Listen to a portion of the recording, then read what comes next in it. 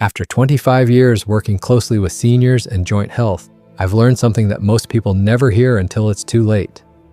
The most joint damage I've ever seen wasn't caused by accidents. It wasn't caused by heavy lifting or sports injuries. It was caused by walking, not walking itself, but the way people walk after 60. Most seniors have no idea they're doing it wrong. In fact, the mistakes I'm about to show you look completely normal.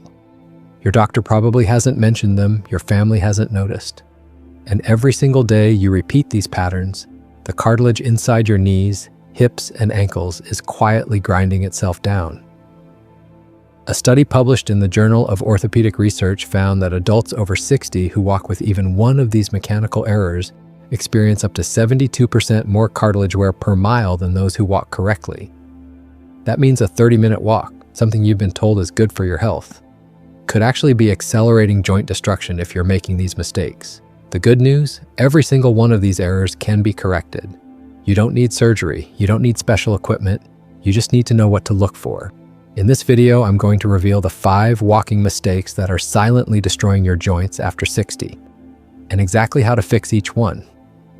Stick around for mistake number 1 because it's the most damaging of them all, and most people have been doing it for decades without realizing it. All the research referenced in this video is linked in the description below. But before we get into it, I want to ask you something. How long have you been experiencing knee, hip, or ankle discomfort? Tell me in the comments below. I read through them personally, and your answer might help someone else watching right now. Now let's start with mistake number 5, one that seems completely harmless, but is quietly compressing your spine and hips with every single step.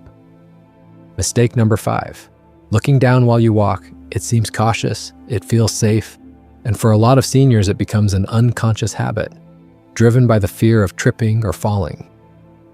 But here's what's actually happening inside your body when you do it. When your head drops forward to look at the ground, it creates a chain reaction through your entire body. Your neck pushes forward, your upper back rounds, your pelvis tilts. And instead of your body weight traveling straight down through your spine and into the ground, it shifts forward and dumps extra pressure directly into your hip joints and the front of your knees. Researchers found that a forward head posture of just 3 inches, which is completely typical in people who habitually look down, increases the compressive load on the knee joint by up to 42 pounds per step. If you take 3,000 steps on a short walk, that's over 126,000 pounds of extra cumulative pressure on your knee cartilage. Every single walk. Over months and years, that pressure doesn't just cause pain, it physically wears down the cartilage and narrows the joint space. And that kind of damage cannot be reversed with supplements or injections. The fix is simple, but it requires conscious practice. When you walk, keep your gaze directed about 10 to 15 feet ahead of you. Not straight up, not straight down. Think of a string attached to the top of your head gently pulling you upward. Your chin should be roughly parallel to the ground. Your ears should sit directly over your shoulders, not in front of them. If fear of uneven surfaces is what's driving you to look down, the solution isn't to stare at your feet. Slow down slightly and widen your awareness. Scan ahead of you rather than directly below you. Most people notice an immediate reduction in lower back and hip tension just from correcting their head position alone. It's one of the simplest changes you can make, and one of the most impactful. But if looking down is causing problems, the next mistake is even more destructive, and it happens the moment your foot hits the ground. Mistake number 4, heel slamming, and this one, I've seen it so many times I've lost count. You know that sound?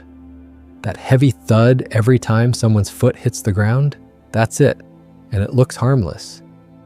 But what it's doing to the knees and hips of people over 60 is honestly shocking once you understand the mechanics.